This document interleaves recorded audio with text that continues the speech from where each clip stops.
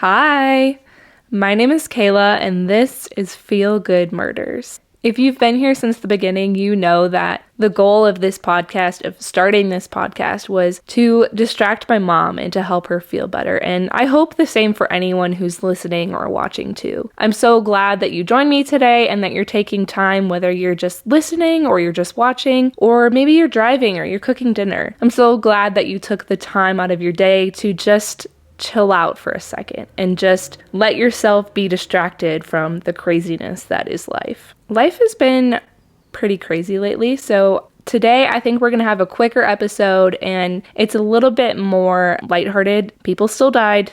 We're not going to forget that, but this is going to be just a little bit easier to digest than last time's episode, for example, was about a 3-year-old Madeline McCann who went missing. So it's going to be a little bit easier to digest than that. So let's get started.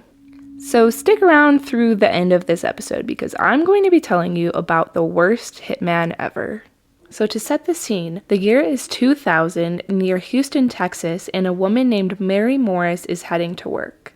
Mary had fair skin and short, brown, very curly hair, and she worked as a bank loan officer at a Chase Bank. And people said that Mary was a really loving, happy person. She was married to her husband, Jay. People just said everybody loved her. On October 12th, 2000, Mary said goodbye to Jay and headed off to work as usual. And it sounds like Mary and Jay typically kind of checked in with each other at work, just normal married couple stuff. So Jay had called her while she was at work, but she didn't answer, which was really unusual for Mary.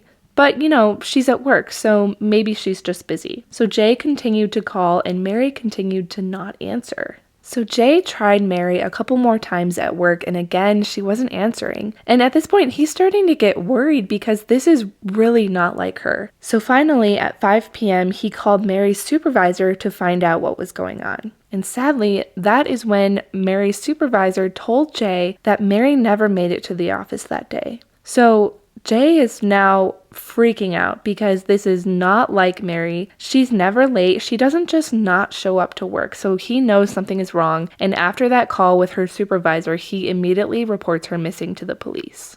Now, what would become a surprise to Jay is that around the same time that he was reporting Mary missing to the police, a man was driving just about 3 miles from the Morris's house and came across a smoldering car. I had to look up what a smoldering car meant because I didn't know what it was. Basically, the car was overheating. And to me, when I think of the word smoldering, I think of Flynn Rider's face in Tangled, that kind of face, that kind of half smile face he makes. He goes, "Here comes the smolder." So that's not the same thing. So basically, the car was overheating.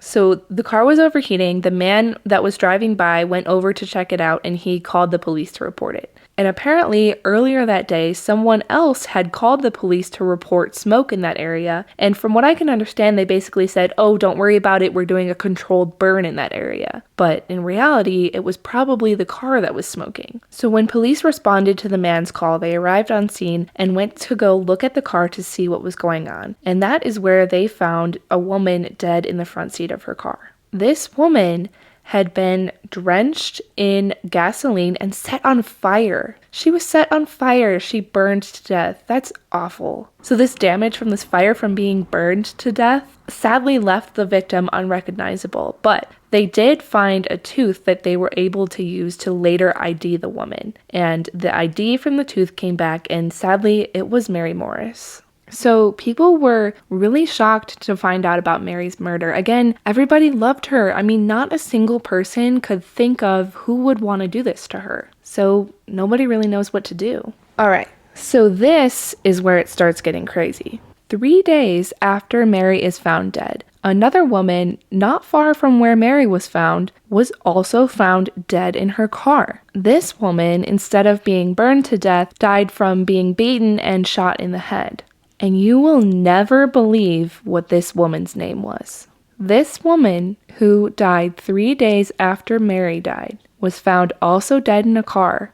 Her name was Mary Morris. I kid you not, a city of 2 million people, these two women have the same exact name and are killed 3 days from each other. So really quick to differentiate between the two so we don't get confused. The first Mary, her name was Mary Lou Morris, so we'll call her Mary Lou.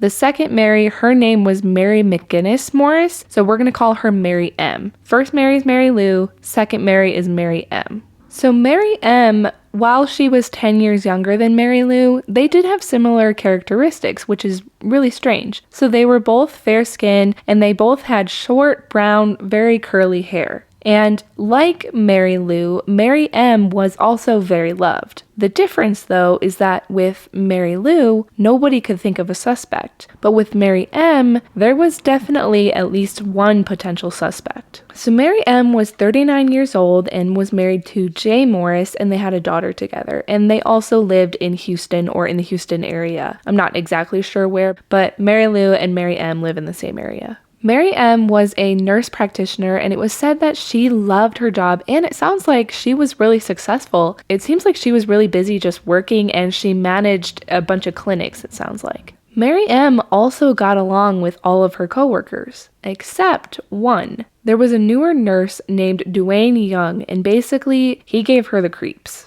Apparently, one day she had gone to her desk to look for something, or I don't know what it was, but she found that all of her stuff was rearranged, and she found a note that said, quote, "Death to her," and she assumed that it was written by Dwayne because apparently he really had a problem with her, so she was really scared of him. And this note situation left her so scared that she went home that night and talked to her husband, Mike, and said, "I'm so scared, can you please teach me how to use a gun? I'm afraid of this guy." And so he did. He showed her how to use the gun, and then he hid it under the driver's seat of her car.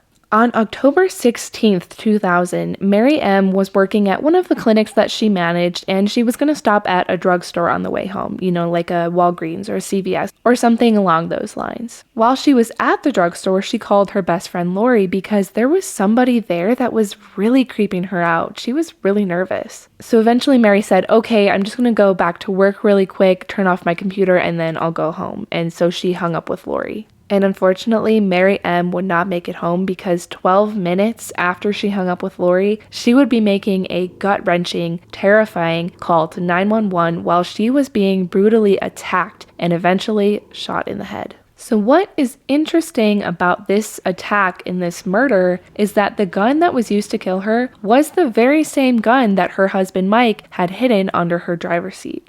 So after Mary M was killed, police did interrogate Dwayne, the nurse that had a problem with Mary, because apparently he had recently been fired and blamed Mary for it. So that's for sure suspicious. But there was one other suspect in Mary M's murder, and it was her very own husband, Mike Morris. Apparently, detectives got suspicious of Mike because of the way he acted after they told him the news that Mary was dead. And Mike, he said that he had an alibi for the time that Mary was killed. He said, "I was at the movies with my daughter." So police said, "Okay, then take a polygraph, prove it," and he refused. And they said, "Okay, let us talk to your daughter," and he refused. So, not looking too good, Mike.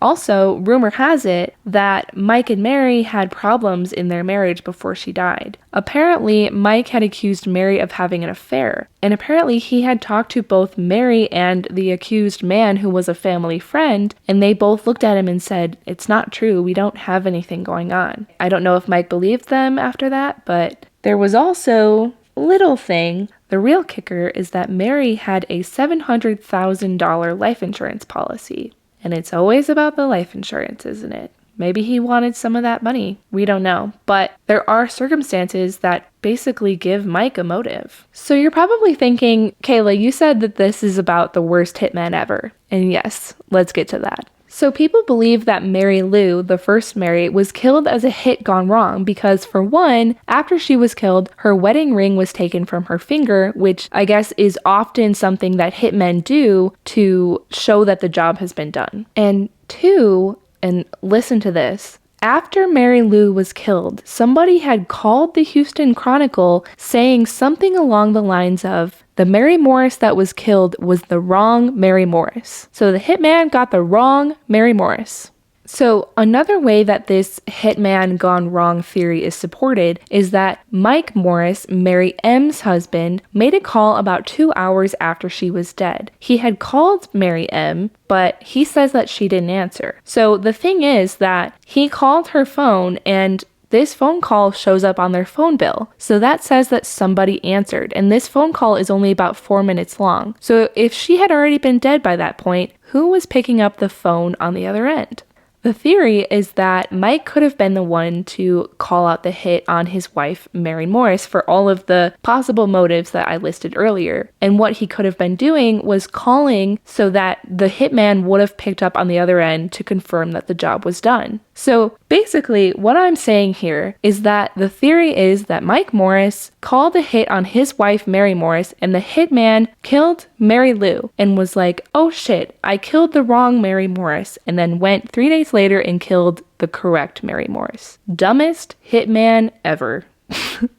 I'm sorry, that's not funny, but it's kind of funny. So unfortunately, nobody has ever been charged in these murders, and it's never even been proven that a hitman was involved, so this case does remain unsolved. And some very careless hitman could be running free. We don't know. But rest in peace to both Mary Morris and Mary Morris, and that is the story of the dumbest hitman ever. I hope you enjoyed today's episode, and as always, I hope it distracted you from what you have going on in your life, because we all have too damn much going on. Thank you so much for joining me. I'm so glad you're here. Say that 1,000 times. I'm so glad you're here. I'll see you next time. Be good and feel good. Bye! I know that this is not what I should be focusing on, but I just kept thinking about it. How do you order a hitman? Don't Google that. If ever one of your significant others go missing, you're gonna blame me because you Googled how to order a hitman. So don't Google that. But I mean, seriously, do you just go like, yes, hello, I'd like to order a hitman to go? Yeah, okay, great. See you soon. Thank you so much. Like, what? I don't know. It doesn't matter.